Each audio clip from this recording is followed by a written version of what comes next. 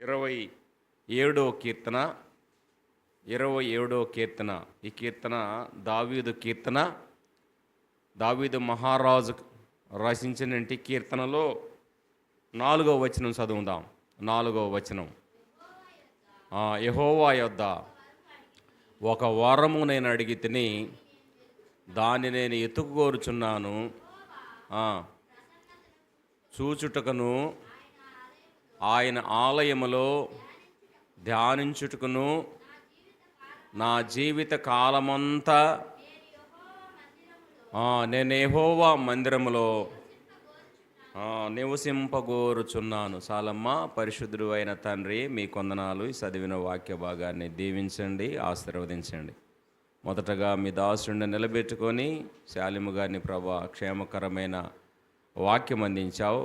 మరొక దాసుడు కూడా నీ పక్షంగా నిలబడి ఉంటుండగా నీ దాసుడికి కూడా కొంతసేపు నీ సహాయం అందించండి. చేరువచ్చిన మీ బిడ్డలు కూడా శ్రద్ధగా మనసు పెట్టి వాక్యం వినటానికి సహాయం చేయండి. మీ కృప మీ బిడ్డల మీద ఉంచమని, స్థానిక సంఘం మీద ఉంచమని, స్థానిక సంఘ హద్దులు విశాలపరచమని, రాత్రికాలం కూడికి మళ్ళీ సిద్ధపరచమని మా ప్రభు మా రక్షకుడైనటి యేసుక్రీస్తు వారి శ్రేష్టమైన నామములో స్తోత్రాలు చెల్లించి ప్రార్థన చేసి అడిగి దేవుని వాక్యాన్ని ధ్యానిస్తున్నాము తండ్రి. ఆమేన్. ప్రేమంటి దేవుని బిడ్డలారా, ఈ చదువుకున్న ఈ వాక్యము దావీదు రాజుగారు యెరూషలేము నగరాన్ని పరిపాలన చేస్తున్న రెండో రాజు అయిన దావీదు రాజు.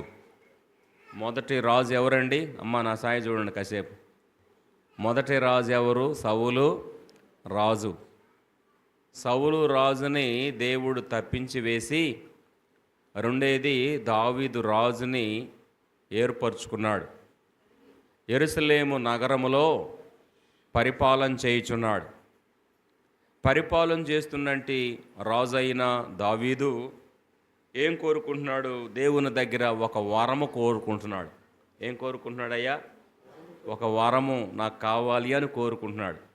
ఒకవేళ దేవుడు మన దగ్గరకు వచ్చి నేను మీకు ఏం కావాలనో అది ఇస్తాను, మీరు కోరుకండి అంటే మనం కోరుకునేది అని చెప్పాలి. ఇప్పుడు మనం ఏం కోరుకుంటామా? ఉచితంగా దేవుడు ఇస్తానన్నాడు, కోరుకమన్నాడు. మనం ఏం కోరుకుంటాం చెప్పండి? దేవుడి దగ్గర నుంచి చెప్పండి, నోరు తెరిచి మాట్లాడండి. నేనేం తొందరగా పట్టడం లేదులే, నిదానంగా నేను ఉన్నాను. మనం ఏం కోరుకుంటాం చెప్పండి? ఏమేం కావాలని కోరుకుంటాము? మీరేం పలకటంలా. ఒకవేళ దేవుడు నా దగ్గరకు వచ్చి ప్రేమానందం నీకేం కావాలో కోరుకోమంటే నేను కోరుకునేది ఏంది? ఈ చిన్న చిన్న యుద్ధులైన ఆయన ఒక విమానం ఇమ్మని కోరుకుంటా. మీరేం కోరుకుంటారు చెప్పండి? ఇప్పుడు ఏదో మీకు ఇష్టమైంది కోరుకుంటారు కదా. కానీ దేవుడైన యెహోవా దావీదుని ఒక వరము కోరుకోవయ్య అంటే ఆయన కోరుకున్నది ఎందుకు తెలుసా? నీ మందిరము నాకు కావాలి, నీ ప్రసన్నత నాకు కావాలి, నీ మందిరములో నేను కూర్చుంటాను. ఏం చేస్తాను? కూర్చొని ఏం చేస్తానంటే చదవండి అక్కడ. నీ మందిరములోనే కూర్చొని దేవుని వాక్యాన్ని నేను ధ్యానం చేస్తాను. ఈ ఎవరైనా కోరుకుంటారా? ఈ కోరుకునే వాళ్ళు ఎవరు ఉండరండి. దేవుని మందిరం కావాలయ్యా, నీ మందిరంలో కూర్చుంటానయ్యా, నీ వాక్యాన్ని ధ్యానిస్తానయ్యా, నీ వాక్యాన్ని వింటానయ్యా అనేవాళ్ళు ఎంతమంది ఉంటారు చెప్పండి భూమి మీద? కొద్దిమందే.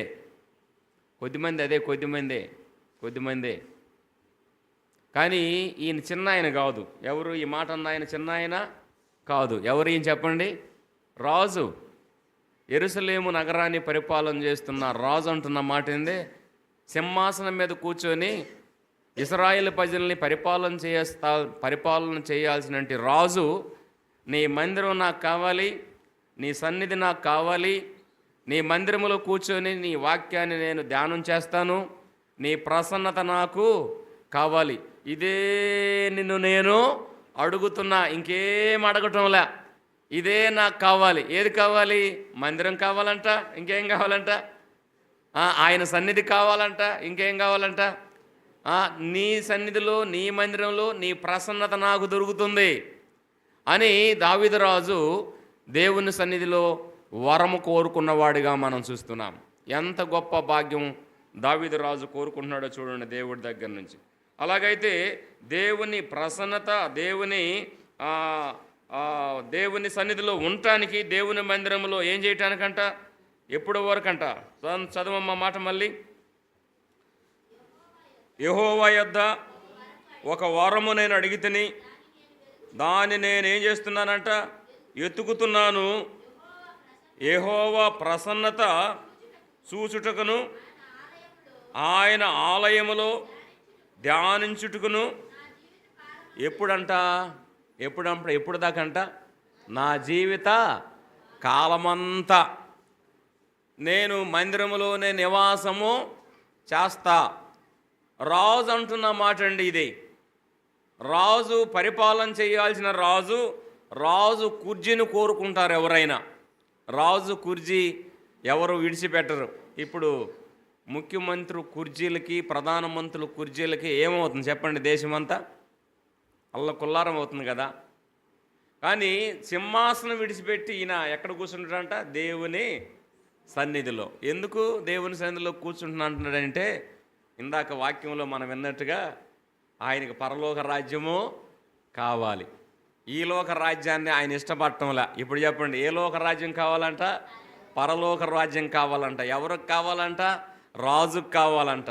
రాజుకి పరలోక రాజ్యం కావాలి అంటే నీ సన్నిధిలో నేను చిరకాలం అంటాడు. మరొకసాట చిరకాలము నీ సన్నిధిలో నేను ఉంటున్నాను అంటున్నాడు. అందువల్ల ప్రేమైన దేవుని బిడ్డలారా, ఒక వరము నేను కోరుకుంటుని, అది నేను ఎతకటానికి, ధ్యానించటానికి నీ మందిరము నాకు కావాలి అని దావీదు మహారాజు అంటున్నట్టుగా మనం చూస్తున్నాం. మంచిది. మరొక మాట చూద్దాం చూడండి. లూకా సువార్త 15వ అధ్యాయం. లూకా సువార్త 15వ అధ్యాయము వచనము 11. మరియు ఆయన ఇట్లనెను, ఒక మనిషినికి 2 కుమారులుండెను.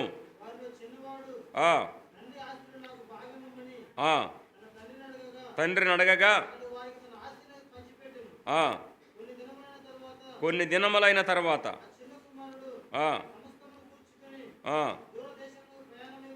ప్రయాణమైపోయి పాడు చేశాను.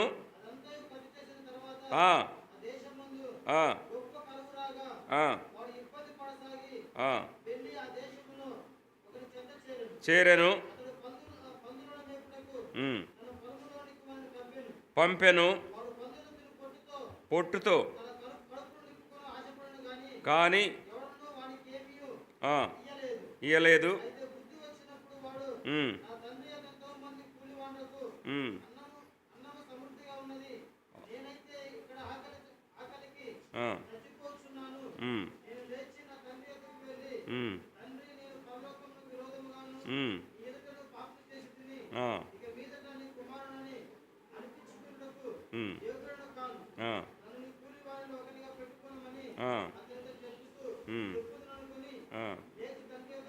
వచ్చాను. దూరంగా ఉన్నప్పుడు చూసి పరిగెత్తి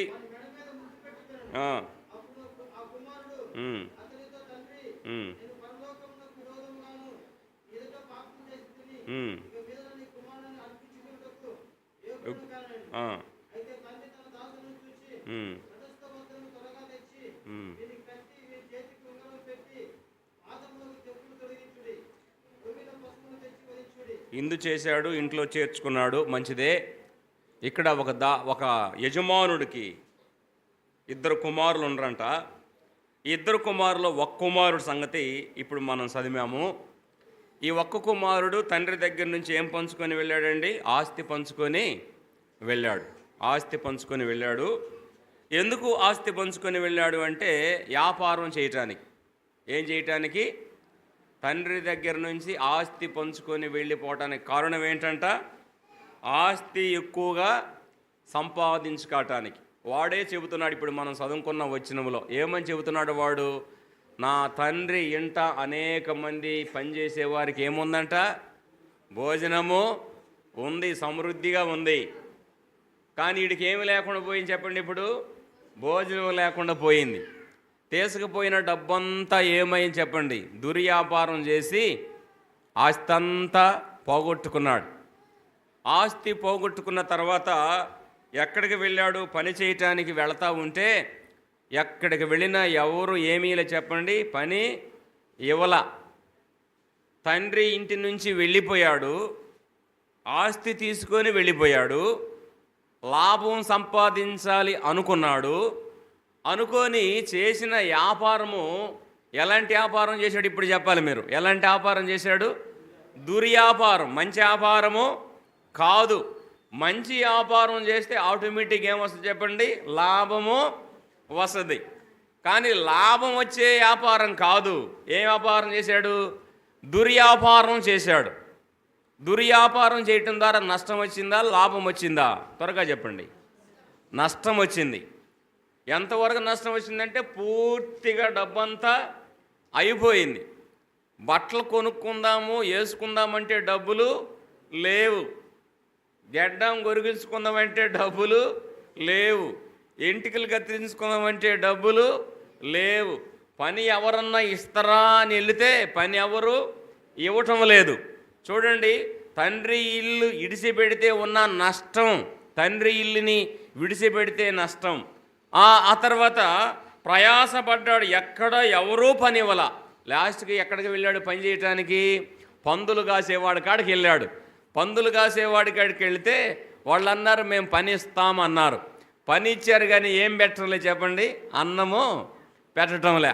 ఇప్పుడు చెప్పండి, అన్నం పెట్టకపోతుంటే ఏమి తింటున్నాడు చెప్పండి? ఇప్పుడు అతను ఏం తింటున్నాడండి? పందులు తినే పొట్టు. పందులు తినే పొట్టు తింటున్నాడండి. ఆ పొట్టు తినేటప్పుడు ఎవరు జ్ఞాపకం వచ్చారు ఇప్పుడు చెప్పండి? తండ్రి జ్ఞాపకం వచ్చాడు. తండ్రి జ్ఞాపకం వచ్చాడు. నా తండ్రి ఇంట అనేక మంది కూలి వాళ్ళు పనిచేస్తున్నారు, వారికి సమృద్ధైన ఆహారం అక్కడ ఉంది, నాకేమో ఆహారము లేదు, నేనేమో పందులు తినే పొట్టు తింటున్నాను అనుకున్నాడండి. అప్పుడైనా బుద్ధి వచ్చింది, పర్వాలే. ఎప్పుడు బుద్ధి వచ్చింది? పందులు మేపేటప్పుడు, పందుల దగ్గర పొనుకున్నప్పుడు, పందులు తినే ఆహారం తిన్నప్పుడు ఏమొచ్చింది చెప్పండి? బుద్ధి వచ్చింది. బుద్ధి వచ్చి ఎవరు జ్ఞాపకం వచ్చారు చెప్పండి త్వరగా? తండ్రి జ్ఞాపకం వచ్చాడు. తండ్రి జ్ఞాపకం వచ్చి నేను ఎలాగ పోవాలనుకుంటున్నాడు అతను? కుమారుడుగా కాదు. మా నాన్న కూలి వాళ్ళు ఉన్నారే, ఆ కూలి వాళ్ళలో ఒక కూలివాడుగా నేను వెళ్ళి ఆయన పొలములో పనిచేస్తే ఏం పెడతాడని మా నాన్న? అన్నం పెడతాడని బుద్ధి వచ్చి ఎక్కడికి వెళ్ళాడు ఇప్పుడు చెప్పండి? నాన్న దగ్గరికి, తండ్రి దగ్గరికి వెళ్ళాడు. వెళుతూ ఉంటే తండ్రి ఏం చేస్తున్నాడు చెప్పండి? తండ్రి ఏం చేస్తున్నాడండి? తండ్రి కుమారుడిని ఇడిచిపెట్టలా. తండ్రి ఆ కుమారుడు కొరకు వెళ్ళిన దగ్గర నుంచి ఏం చేస్తున్నాడు చెప్పండి? ప్రార్థన చేస్తున్నాడండి. నా కుమారుడు ఆస్తి తీసుకొని వెళ్ళాడే, వాడు వ్యాపారం చేస్తున్నాడా, వాడు ఎలాగున్నాడు అని ఆయన ప్రార్థన చేస్తున్నట్టుగా మనం చూస్తున్నాం. ఆయన ప్రార్థన చేయటం ద్వారా ఆ వ్యాపారంలో వాడికి ఏమొచ్చింది చెప్పండి? నష్టం వచ్చింది కదా. నష్టం వచ్చింది అంటే తండ్రికి కుమారుడు పోవటము ఇష్టము లేదు. ఇష్టం లేకుండా తండ్రి మీద తిరుగుబాటు చేసి ఏం పంచుకొని వెళ్ళాడు చెప్పండి? ఆస్తి పంచుకొని వెళ్ళాడు. తిరుగుబాటు చేస్తున్నారు. ఎవరి మీద? సంఘం మీద. ఎవరి మీద? సేవకుల మీద. తిరుగుబాటు చేయగాకండి. ఎవరు? విశ్వాసులు, ప్రభువుని నమ్ముకున్నవారు తిరుగుబాటు చేయకూడదు. ఎవరి మీద చెప్పరే? ఎవరి మీద? సంఘం మీద. ఎవరి మీద? సేవకుల మీద. తిరుగుబాటు చేస్తే పొట్టు తింటారు, జాగ్రత్త. తిరుగుబాటు చేసే సమయం మంచిది కాదు. తిరుగుబాటు చేయకూడదు. తండ్రి ప్రార్థన చేస్తుండగా కుమారుడు జులపాలు పెంచుకొని, చినిగిపోయిన వస్త్రములు వేసుకొని, మాసిపోయిన బట్టలు వేసుకొని తండ్రి ఇంటికి వస్తూ ఉంటే తండ్రి దూరంగా ఉండి ఏం చేశాడు చెప్పండి? కుమారుణ్ణి చూశాడు. వెళ్ళేటప్పుడు ఎలాగ వెళ్ళాడమ్మా? మంచి వస్త్రాలు కదా, సూటు బూటు కదా, మంచి నెత్తి, తర్వాత సూటు కేసు నిండా ఏం ఎత్తుకొని పోయాడు చెప్పండి? డబ్బులు, ఆస్తి పంచుకున్నాడు కదా, డబ్బులు, సూట్ కేసు నిండా డబ్బులు, సూటు వేసి బ్రహ్మాండంగా పోయేటప్పుడు వచ్చేటప్పుడు ఎలా కొత్తలో చెప్పండి. సూట్ ఎటు పోయిందో, బూట్ ఎటు పోయిందో, సూట్ కేసు ఎటు పోయిందో, ఏది ఎటు పోయిందో అర్థం కాల నాకు మాత్రం. మొత్తానికి వచ్చేటప్పుడు ఎలా కొత్తని చెప్పండి. గడ్డమంతా పెంచుకున్నాడు, జుట్టంతా పెంచుకున్నాడు, చినిగిపోయిన వస్త్రాలు, అసలు స్నానం చేయడానికి ఏమీ లేవు చెప్పండి, నీళ్లు కూడా లేక ఎట్టున్నాడో అసలు చాలా వికారంగా ఉన్నాడు. కానీ అయితే తండ్రి కుమారుడిని గుర్తుపట్టాడండి. ఒరే ఈడు నా కుమారుడే అనుకున్నాడు, గుర్తుపట్టాడు, పరిగెత్తాడు. ఏం చేశాడు చెప్పండి. తప్పిపోయిన నా ఒక్కగాని కుమారుడు నాకు దొరికాడు కదండి. తప్పిపోయిన కుమారుడు దొరికాడని మెడ మీద పడి ఏం చేస్తున్నాడు చెప్పండి, ముద్దు పెట్టుకున్నాడు. అసలు ఆ సమయము, ఆ పరిస్థితి ముద్దు పెట్టుకునే సమయేనా? ఇప్పుడు మీరు తల్లులు చాలామంది ఉన్నారు, చిన్నపిల్లల్ని ఎప్పుడు ముద్దు పెట్టుకుంటాడు తండ్రి చెప్పండి. చిన్నవి చెప్పండి. మీకు క్వశ్చన్లు వేసినప్పుడు చిన్నవి మీరు ఇంటికాడ ఏం చేస్తున్నారో అదే చెప్పండి, ఒత్త ఏం వద్దు. తండ్రి ముద్దు పెట్టుకోవాలి చిన్నపిల్లోడిని. అంటే 1 సంవత్సరం 2 సంవత్సరాల పిల్లోడు ముద్దు వస్తుంటాడు కదా తండ్రికి. తండ్రి ముద్దు పెట్టుకోవాలంటే తల్లులు ఏం చేస్తారు ఆ పిల్లోడికి చెప్పండి. త్వరగా స్నానం చేయించాలి, మంచి వస్త్రాలు వేయాలన్నా వేయాలి, తర్వాత ముఖానికి ఏం పెట్టాలి, పౌడరే పెట్టాలి. ఇంకా చెప్పండి ఏమేమి పెడతారో. కాలుకి బొట్టు, ఏడా అరికాలుకి, రైట్. ఇవన్నీ మీకు తెలుసు, అందుకే మీరు చెప్పతారనే మిమ్మల్ని అడుగుతున్నాను నేను. ఇంకెక్కడ బొట్టు పెడతారు, ఏడా ఒకటి కదండి. ఎందుకు ఇవన్నీ పెడతాను చెప్పండి. ఎలాగైనా సరే ఈ బిడ్డను చూసి వాళ్ళ తండ్రి ఏం చేయాలి, ముద్దు పెట్టుకోవాలి. ముద్దు పెట్టుకోవాలంటే తల్లి ఆ బిడ్డ కొరకు చాలా ప్రయాస పడాలి. ఆ బిడ్డను రాంగంలోనే, చూడంగంలోనే ఆ తండ్రి ఆ బిడ్డను తీసుకుని ఏం చేసుకుంటాడు చెప్పండి, ముద్దు పెట్టుకోండి. ఎప్పుడు శుభ్రంగా స్నానం చేయించి, మంచి వస్త్రాలు వేసి, మంచి ముఖానికి పౌడర్ పోసి, తల శుభ్రంగా దువ్వి, ఆ బిడ్డను చూడంగంలోనే అరే నేను ముద్దు పెట్టుకోవాల్సిందని తీసుకొని ముద్దు పెట్టుకుంటారండి. కానీ ఈ కుమారుణ్ణి ఈ తండ్రి చూస్తే ఏ పరిస్థితుల్లో ముద్దు పెట్టుకుంటాడు, కంపు. ఏ కంపు చెప్పండి, పందుల కంపు. చూసారా తండ్రికి ఉన్న ప్రేమను చూడండి. పంది పొట్టు ఉంటే పందులు కంపు కొడతా ఉంటే ఈ పంది కంపు ఆయనకు తెలియలేదు. కానీ కుమారుడు అక్కడ అగపడుతున్నాడు ఆయనకి. ఆయన వెళ్ళి పరుగెత్తి ఏం చేసి చెప్పండి, మెడ మీద పడి ముద్దు పెట్టుకున్నవాడిగా మనం చూస్తున్నాం. ఇప్పుడు చెప్పండి, ఒక కుమారుడు తప్పిపోయాడు, తిరిగి మళ్ళీ బుద్ధి వచ్చినప్పుడు తండ్రి ఇంటికి వచ్చాడు. ఆ తర్వాత ఆ తర్వాత చేర్చుకోవడం జరిగింది. ఒక కుమారుడు తప్పిపోయాడు, తిరిగి మళ్ళీ తండ్రికి దొరికిన వాడిగా మనం చూస్తున్నాం. మంచిది. లూకాసు వార్త 7వ అధ్యాయం. లూకాసు వార్త 7వ అధ్యాయం మొదటి వచనం చూడండి. లూకాసు వార్త 7వ అధ్యాయం మొదటి వచనం.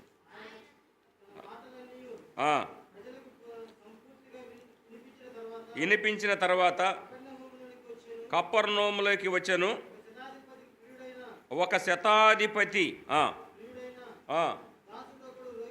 దాసుడొకడు రోగి అయి, శతాధిపతి యేసును గూర్చి విని ఆయన వచ్చి ఆయన ఏడుకొనుటకు పంపెను. వారు యేసు దగ్గరకు వచ్చి ఈ మేలు పొందుటకు అతడు యోగ్యుడు, ప్రేమించి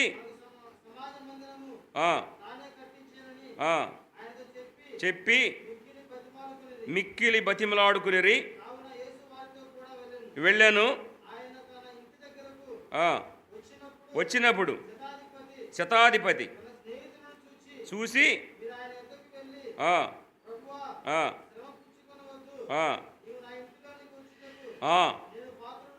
నే పాత్రుని కాను,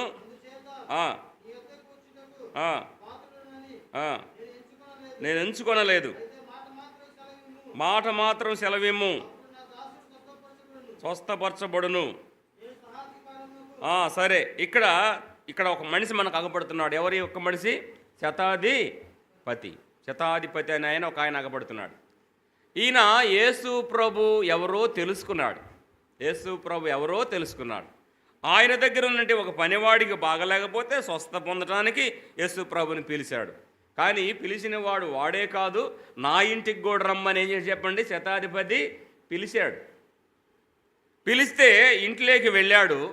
ఈ శతాధిపతి కూడా యేసు ప్రభుని నమ్ముకున్నాడు. ఇప్పుడు ముగ్గురిని చెప్పా.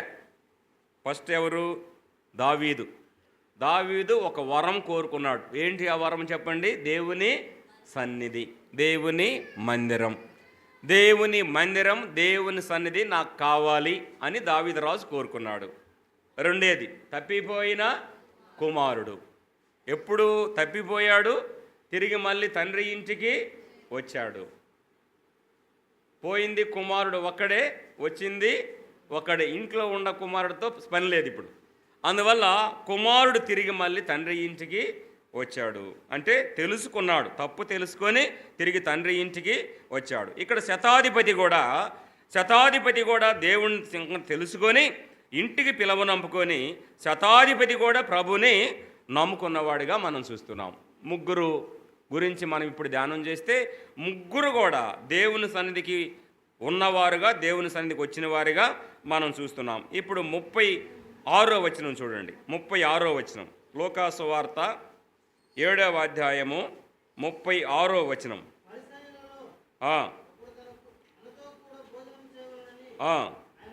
ఆయన అడిగాను, ఆయన ఆ పరిసరీడింటికి వెళ్ళి భోజన బంతిని కూర్చుండగా ఆ ఊరిలో ఉన్న పాపాత్మురాలైన ఒక స్త్రీ తెలుసుకొని ఒక బుడ్డిలో అత్తరు తీసుకొని వచ్చి నిలవబడి ఏడ్చుచు కన్నీళ్లతో ఆయన పాదములను తడిపి తుడిసి ముద్దు పెట్టుకొని పూసెను. అది చూసి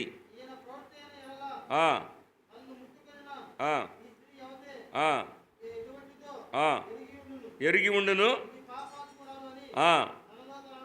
కొనుకొనను. అందుకు యేసు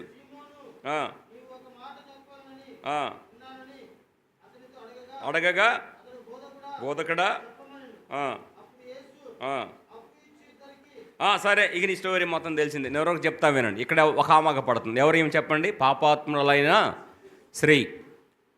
ఈ స్త్రీ యేసు ప్రభు పరిచారకుడు పిలిచాడు, వచ్చాడు. ఆ ఇంట్లో కూర్చున్నాడు. పిలిచిన వాడు మర్యాద చేయలా. మర్యాద అంటే ఈదుల సంప్రదాయం ప్రకారం పిలిచినోడు ఏం చేయాలి చెప్పండి? పిలిచినోడు ఇందాక నేను వచ్చాను, వస్తే సహోదరి చెబుతుంది, ముందు కడుక్కానికి ఏమి ఇవ్వమంటుంది చెప్పండి? నీళ్ళు ఇవ్వమంటుంది. తర్వాత ఏమంటుంది? మంచం మీద కూర్చోమంటుంది. కూర్చున్న తర్వాత ఏమిచ్చింది? తాగటానికి నీళ్ళు ఇచ్చింది. ఇది ఈదుల సంప్రదాయం, ఈదులు పాటించే సంప్రదాయం. యేసు ప్రభు వచ్చాడు, పిలిచిన తర్వాత ఏమి ఇవ్వాలి చెప్పండి? కడుక్కానికి నీళ్ళు ఇవ్వాలి, కూర్చోటానికి మంచం వేయాలి, కూర్చున్న తర్వాత ఏమి ఇవ్వాలి? తాగటానికి నీళ్లు ఇవ్వాలి. వచ్చింది ఎవరు? మామూలు మనిషి కాదు. ఎవరు వచ్చింది? యేసు ప్రభు వచ్చాడు. యేసు ప్రభు వస్తే ఈ పరిచర్య చేయాల్సిన వాడు ఏమీ పట్టించుకోవాలి యేసు ప్రభుని.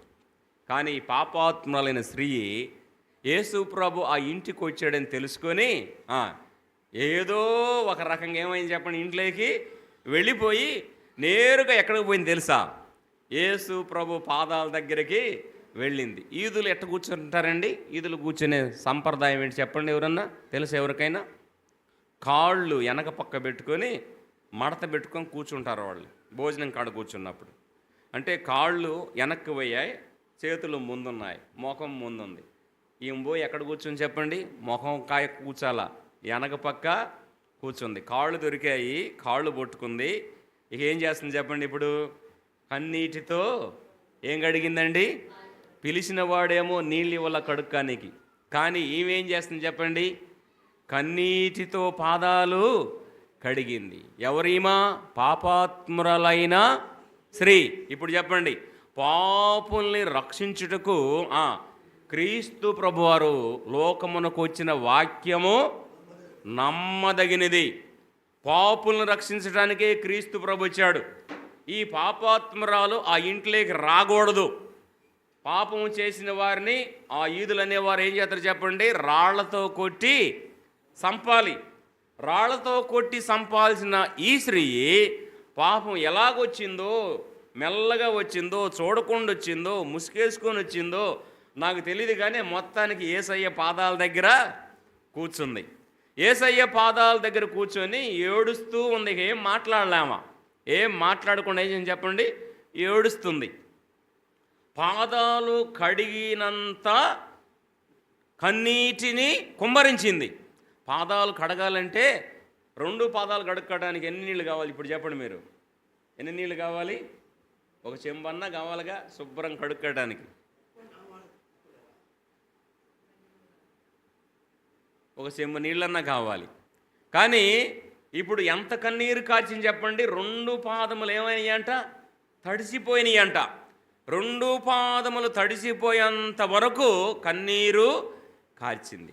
సరే, కన్నీరు కార్చినంత వరకు ఒప్పుకుందాం. ఇప్పుడు తుడవటానికి ఏం కావాలి? టవలా కావాలి కదా. తుడుచుకోవడానికి టవలా కావాలి. కానీ టవలా లేదు ఆమె దగ్గర. ఏం చేయాలి ఇప్పుడు చెప్పండి? ఎంటికలు తీసుకుంది, తల ఎంటికలు ఇప్పదీసింది. తల ఎంటికలు పెట్టి పాదాలు ఏం చేసింది చెప్పండి? తుడుస్తూ ఉంది. నేను ఈ మధ్యలో కర్నూలులో, ఇప్పుడు కాదులే, దాదాపు 5-6 సంవత్సరాల కిందట కర్నూలు దగ్గర పామలపాడు అనే ఊరు ఒకటి ఉంది. నందికూడు ఊరు దగ్గర పామలపాడు.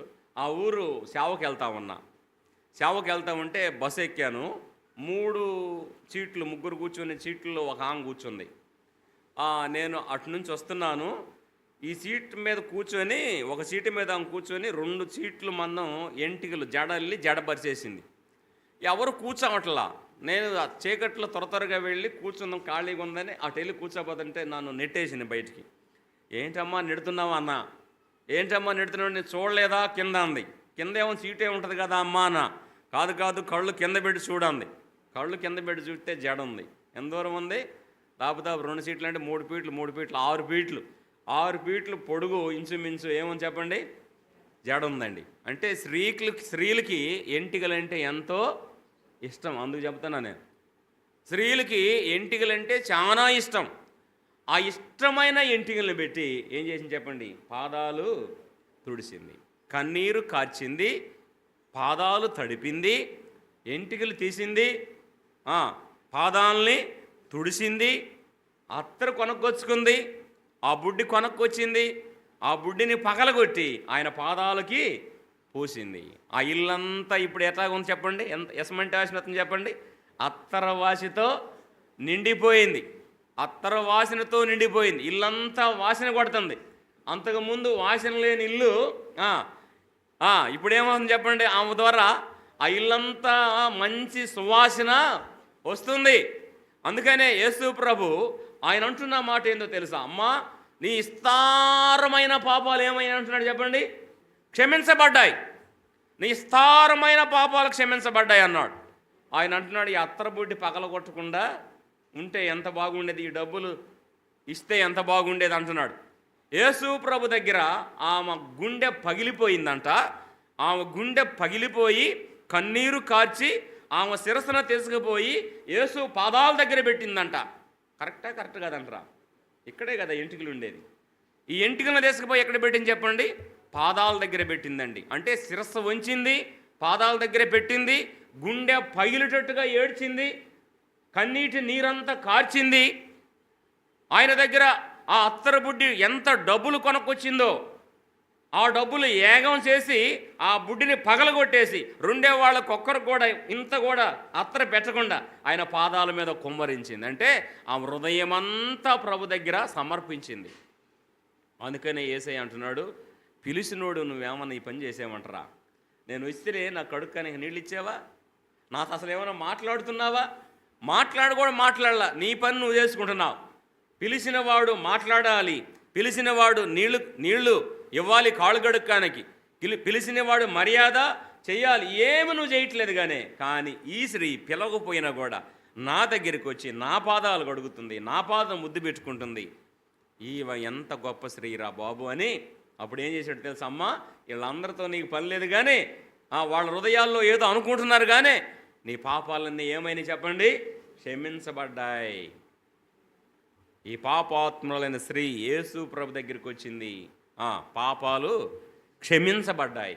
ఇప్పుడు ఎలాగపోతుంది చెప్పి సమాధానకర్తరాలుగా వెళుతుంది, ప్రభు బిడ్డై వెళుతుంది. ఇందాక వచ్చేటప్పుడు ప్రభు బిడ్డ కాదు, ప్రభు బిడ్డ కాకుండా ప్రభు దగ్గరికి వచ్చింది. ఇప్పుడేమో ఎవరిని తీసుకొని పోతుంది? హృదయంలోకి ప్రభుని తీసుకొని వెళుతుంది. ఇందాక ఎవరిని చూసాం? లోకాసు వార్తలు కదా. లోకాసు వార్తలో ప్రభువు లేకుండా తప్పిపోయిన కుమారుడు వెళ్ళాడు. ఇప్పుడు ఆ ఇంట్లోకి వచ్చినాక ఎవరిని అత్తుకున్నాడండి? తండ్రిని అత్తుకున్నాడు. అంటే తండ్రి అంటే మన ప్రభు అయిన యేసుక్రీస్తే. ఆయన కూడా ప్రభుని, తప్పిపోయిన వాడు మళ్ళీ ప్రభుని ఒప్పుకున్నాడు. తర్వాత దావీదు మహారాజు కూడా మనం చూస్తే ఏం కావాలని కోరుకుంటున్నాడు? నీ సన్నిధి నాకు కావాలి. నీ సన్నిధి నాకు కావాలంటే నువ్వు నాకు కావాలి. అందువల్ల 3 సంగతులను చెప్పాయి. ఇప్పుడు ఈ 3 ఎవరు కావాలని కోరుకున్నారు చెప్పండి? ప్రభుని కావాలని కోరుకున్నారు. ప్రభుని కావాలని కోరుకున్నారు. ప్రభుని హృదయంలో తీసుకున్న వారిగా మనం చూస్తున్నాం. పోతే 4ది, శతాధిపతి కూడా ఎవరిని కావాలని కోరుకున్నాడు చెప్పండి? నువ్వు నా ఇంటికి రావాలి. శతాధిపతి ప్రభుని నమ్ముకున్నాడు. ఇప్పుడు చెప్పండి. రాజైన దావీదు ప్రభు నమ్ముకున్నాడు. ఇంకా చెప్పండి, పాపాత్ములైన స్త్రీ ప్రభు నమ్ముకున్నట్టుగా మనం చూస్తున్నాం. ఇంకా తప్పిపోయిన కుమారుడు కూడా ప్రభుని అంగీకరించిన వాడిగా మనం చూస్తున్నాం. వీళ్ళు ప్రభు లేకుండా వాళ్ళు వచ్చారు ప్రభు దగ్గరికి, ప్రభుని లోపట చేర్చుకొని వెళ్ళిపోయారు. 4 సంగతి చెప్పా. ఈ 4 మీరు జ్ఞాపకం పెట్టుకోండి. ఈ 4 ప్రభు సన్నిధిలో ఉన్నవారుగా మనం చూస్తున్నాం. ఇంకొకటి చెప్పి నేను ముగిస్తా చూడండి. లోకాసు వార్త 18వ అధ్యాయం. లోకాసు వార్త 18వ అధ్యాయం 22వ వచనం. లోకాసు వార్త 18వ అధ్యాయము 22వ వచనం. యేసు విని, నీకంకా ఒకటి కొదువుగా ఉన్నది, నీకు కలిగిన అమ్మి పేదలకు ఇచ్చి నీకు ధనము కలుగును, నీ వచ్చి నన్ను ఎమ్మడింపమనను అతనితో చెప్పాను. అతడు మిక్కిలి ధనవంతుడు గనక మిక్కిలి ఏం పడ్డాడు చెప్పండి? ఎవరి మీద వ్యసనం పడ్డాడు? ఇంకా ఆలయ్యా, ఎవరి మీద వ్యసనం పడ్డాడు చెప్పండి? దేవుని మీద ఏం పడ్డాడండి? వ్యసనం పడ్డాడు. ఏం చెప్పాడు యేసయ్య వాడికి చెప్పండి? అయ్యా, నువ్వు ధనవంతుడివి, నీ ధనం అమ్మి ఎవరికి ఇమ్మన్నాడు చెప్పండి? పేదోళ్ళకి ఇవ్వండి, నువ్వు వచ్చి నన్ను ఎమ్మడించు అన్నాడు. దేవుడు చెప్పిన మాట మంచిదా మంచిది కదా చెప్పండి? మంచిదే. కానీ వాడి దృష్టిలో ఏం కాదు, మంచిది కాదు. ఎవరి మీద వ్యసనం పెడుతున్నాడు చెప్పండి? దేవుడి మీదనే వ్యసనం పడుతుందంట. దేవుని మీద వ్యసనం పడి దేవుడిని ఏం చేయగలడు చెప్పండి? ఏమైనా చేతడా? ఏమి చేయలేడు. దేవుని మీద వ్యసనం పెట్టుకొని వెళ్ళిపోతున్నాడు. అందుకే యేసయ్య అన్నాడు, రే నీకొకటి కొదవగా ఉన్నది, నీకొకటి కొదవగా ఉన్నదిరా. నీకు ఆస్తి ఉంది, జ్ఞానం ఉంది, భక్తి ఉంది, భయం ఉంది, ప్రార్థన ఉంది, అన్నీ ఉన్నాయి. చిన్నప్పటి నుంచి ఇవన్నీ నేను చేస్తున్నాను అన్నాడు. ఒకటే మాట, చిన్నప్పటి నుంచి చేస్తున్నావు, కానీ ఏమి లేదు నీకు, ఒకటి లేదు. యేసయ్య నీ హృదయంలో లేడు. చాలామంది ఇందాక వాక్యంలో విన్నట్టుగా చాలామంది మేము భక్తులు అంటున్నారు, కానీ యేసయ్య ఏమి లేదు చెప్పండి? హృదయాల్లో లేడు. యేసయ్య హృదయాల్లో ఉంటే వారికి ఏ కొదవ ఉండదు, ఏ లోటు ఉండదు. ఏ కొదవ వచ్చినా ఏ లోటు వచ్చినా ఆయన చూసుకుంటాడండి ఆయన బిడ్డలకి. అలాగే నీకు ఒకటి కొదవగా ఉందరా, నీ ఆస్తి అమ్మి నన్ను ఎంబడించమంటే మిక్కిలి ధనవంతుడు గనక మిక్కిలి వ్యసనము పడ్డాడండి. మిక్కిలి వ్యసనం పడి యేసయ్య దగ్గరికి వచ్చి యేసయ్యతో మాట్లాడి యేసు ప్రభు లేకుండా వెళ్ళిపోయాడు. లేకుండా వెళ్ళిపోయినాడు ఒకడు. లేకుండా వచ్చి యేసు ప్రభుని తీసుకుపోయిన వాళ్ళు ఎంతమంది? ఇందాక చెప్పిన వాళ్ళు చెప్పండి త్వరగా. 4. అర్థమైందా? 4 ఏమో యేసు ప్రభు లేకుండా వచ్చారు యేసయ్య దగ్గరికి, యేసయ్యని తీసుకొని పోయారు. ఈడేమో యేసయ్య నాకు తెలుసు అంటా వచ్చాడు, కానీ లోపల ఎవరు లేరు చెప్పండి? యేసయ్య లేకుండానే వెళ్ళిపోయాడు. మరొకడిని చెప్తాను 6వ ఆయన్ని. 5 అయిపోయినాయి కదా, 6వ ఆయన్ని చెప్తాను. లోకాసు వార్త 19వ అధ్యాయము 4వ వచనం చదవండి. లూకాసు వార్త 19వ అధ్యాయము 4వ వచనం. అప్పుడు యేసు ఆ త్రోవన రానుండుట చూసి ముందుగా పరిగెత్తి ఆయన చూచుటకు మేడి చెట్టు ఎక్కెను. యేసు ఆ చోటుకు వచ్చినప్పుడు కన్నులెత్తి చూసి, జక్కయ్య త్వరగా దిగుము, అతనితో చెప్పాను.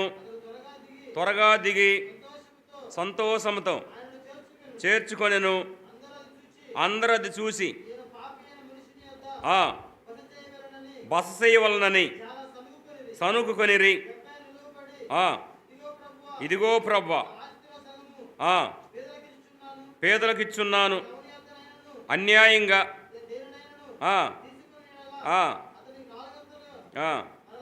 మళ్ళా చెల్లించదను. చాలు, ఇప్పుడు మన పాఠం వచ్చేసింది ఇక్కడ. ఇందాక 18వ అధ్యాయం 22వ వచనంలో ఏం చెప్పాడు యేసు ప్రభు? చెప్పండి. నీ ధనము అమ్ము అన్నాడు, పేదలకి ఇవ్వమన్నాడు. ఇక్కడ జక్కీ ఇంటికి వెళ్ళాడు. జక్కీకి కూడా ఏం చెప్పాలి చెప్పండి? జక్కీ కూడా ధనవంతుడే కదా. జక్కీకి ఏం చెప్పాలి? నీ ధనం కూడా అమ్ము, పేదలకి ఇమ్ము, నన్ను ఎమ్మడించము అని చెప్పాలి. కానీ ఇక్కడ జక్కీకి ఏం జరిగిందంటే, దేవుడు జక్కయ్య ఆస్తి అమ్మమని చెప్పకుండానే లేచి నిలబడ్డాడు. ఎవరింటికి పోయాడు? యేసయ్య జక్కయ్య ఇంటికి వెళ్ళాడు. లేచి నిలబడి యేసు ప్రభుకు చెబుతున్నాడు. ఏమని? అయ్యా, నా ధనాన్ని నేనేం చేస్తాను? అమ్మేస్తా. ఎవరికి ఇస్తానంటే చెప్పండి? పేదలకు ఇచ్చేస్తా. ఇంకా కొంత ధనం అమ్ముతా. ఎవరి దగ్గరైనా అన్యాయంగా నేను తీసుకొని ఉంటే వారికి 4 అంతలు ఇస్తా. మామూలుగా యేసు ప్రభు జక్కీకి అమ్మమని ఆస్తి చెప్పాల. అమ్మమని అనకుండానే జక్కే లేచి నిలబడి దేవుడు తంటున్న మాట, నా ఆస్తి అమ్మేస్తానయ్య అనంగంలోనే దేవుడు ఏమంటున్నాడు చెప్పండి? ఈయన కూడా అబ్రహాము కుమారుడే. ఇద్దరు ధనవంతులే. ఎవరు ధనవంతులు చెప్పండి? జక్కయ్య ధనవంతుడే. ఇంకెవరు ధనవంతుడు? ఇదిగో ఇందాక 18వ అధ్యాయంలో ఉన్నాయని కూడా మిక్కిలి ధనవంతుడు. మిక్కిలి ధనవంతుడే. కానీ అయితే ధనవంతుడు, ఇద్దరు ధనవంతులు వచ్చారు. ఎవరి దగ్గరికి? యేసు ప్రభు దగ్గరికి వచ్చారు. ఇద్దరు ధనవంతులు వచ్చి, ఒక ధనవంతుడేమో యేసు ప్రభు లేకుండా వెళ్ళిపోయాడు, మరొక ధనవంతుడేమో యేసు ప్రభుని హృదయంలో తీసుకున్నాడు. అందువల్ల 6 సంగతులు చెప్పా ఒకటి మీద. జక్కయ్య ఒక్కడు ఇంటికి యేసు ప్రభుని తీసుకుని వెళ్ళిపోయాడు. జక్కయ్య ఒక్కడే యేసు ప్రభుని నమ్ముకున్నాడా? ఇల్లంతా యేసు ప్రభు నమ్ముకున్నారంటే ఈ ఇంటంతటికి ఏమొచ్చిందన్నాడు యేసు ప్రభు? రక్షణ. అంటే జక్కయ్య ఒక్కడు ఇంటికి తీసుకొని వెళితే భార్య, ఇంట్లో ఉన్న బిడ్డలు కూడా యేసు ప్రభుని నమ్ముకున్నారు. అలాగైతే ప్రేమైన దేవుని బిడ్డరా, ఈ మధ్యాహ్నం వేళ మనం నేర్చుకున్న పాఠం ఒకటి అనే దాని మీద ఎన్ని చెప్పండి? ఇంచుమించు 6 చెప్పాను. ఈ 6 ఒక్కడ మాత్రము ప్రభు నమ్మకుండా వెళ్ళిపోయాడు. 5 ప్రభుని నమ్ముకున్న వారుగా మనం చూస్తున్నాం. అందువల్ల ఈ కూడికలో ఇంకా ఎవరైనా ప్రభుని నమ్మని వారు ఉంటే ఎవరు నమ్ముకొని పోవాలి? క్రీస్తు ప్రభు వారిని హృదయంలో చేర్చుకొని వెళ్ళాలి. మన పాఠం పేరు చెప్పండి. మన పాఠం పేరు చెప్పండి. ఒకటి అనే దాని మీద ఇంకా చాలా సంగతులు ఉన్నాయి. సమయం సందర్భం లేదు కనుక నేను ముగిస్తున్నాను. అందువల్ల 1 అనేది మనం జ్ఞాపకం చేసుకున్నట్టయితే ఆ 1 ఎవరంటే మన ప్రభు అయిన యేసుక్రీస్తు. 7 ఆ 1 ఎవరు చెప్పండి? మన ప్రభు అయిన యేసుక్రీస్తు. యేసుక్రీస్తు లేకపోతే వారు ఎలాంటి వారంటే 0. ఏంటండి? 0. యేసు ప్రభు లేని వాళ్ళు 0. 0కి విలువ ఉందా చెప్పండి? 0కి విలువ లేదు. 10 సున్నాలు చుట్టామనుకోండి, ఏమంటారు మీరు చెప్పండి? 10 సున్నాలు చుడితే ఏమంటారు మీరు? 0 0 0 0. ఇక అన్ని సున్నాలే చెప్పుకుంటూ పోతారు. 1 పెట్టాను అనుకోండి ఫస్ట్, ఆ 1 పక్కన 0 పెట్టాను అనుకోండి, ఏమంటారు ఇప్పుడు చెప్పండి? 10. ఇక సున్నాలు చుడతా ఉండండి. ఇక 2 0 3 0 4 0 5 0 పెట్టుకుంటే ఇప్పుడు ఏమవుతుంది చెప్పండి? ఇప్పుడు అంటే విలువ ఎక్కడొచ్చింది ఇప్పుడు చెప్పండి? 1. అర్థమైందా? 0కి ఏమి లేదు చెప్పండి, విలువ లేదు. 1గా పెట్టిన తర్వాత 0 చుడితే ఏమొచ్చింది చెప్పండి? విలువ వచ్చింది. 10 అయింది, 100 అయింది, 1000 అయింది, 1,00,000 అయింది. ఇక కోట్లు కోట్లు అయిపోతుంది కదండి. ఎందుకు ఇంత అవుతుంది అంటే ఒకటి ఉంది కదా, ఫస్ట్ ఒకటి ఉంది. అందువల్ల ఈ ఒకటి మన ప్రభు అయిన యేసుక్రీస్తు. యేసు ప్రభు లేకపోతే సున్నా, సున్నాతో సమానం, ఇలువలేని వారు. యేసు ప్రభు ఉంటే చెప్పండి ఇలువైన వారు. యేసు ప్రభు ఉన్నవారు నిత్య రాజ్యాన్ని స్వంతించుకుంటారు. యేసు ప్రభు లేని వారు నిత్య నరకాన్ని సంపాదించుకుంటారు. మరి ఏది కావాలనో అది మీ ఇష్టం, మాదేమి లేదు. చెప్పాల్సిన వారికి ఇద్దరు సేవకులు చెప్పాము, నమ్మితే మీరు ధన్యులు, నమ్మకపోతే పాతాళం ఖాయం. ఏది ఖాయం చెప్పండి? పాతాళము ఖాయం. నమ్ముకుంటే పరలోకము ఖాయం. పరలోకం ఖాయం, పాతాళము ఖాయం. మరి ఏదో తేల్చుకోవాలని ప్రభుపేట మనం చేస్తున్నాను. ప్రభు ఈ మాటలు మన కొరకు దీవించి ఆశ్రయించుకో. ఒకటి అనే మాట మీద ప్రభు అయిన యేసుక్రీస్తు 7వ వాడు కదండి. ప్రభు అయిన యేసుక్రీస్తు 7వ వాడు. ఒకటైన యేసు ప్రభుని నమ్మని వారు నమ్ముకొని నిత్య రాజ్యానికి అర్హులు కావాలని ప్రభుపేట మనం చేస్తూ ముగిస్తున్నాను. దేవుడి ఈ మాటలు మన కొరకు దీవించి ఆశ్రయించబడునుగాక. ఆమేన్.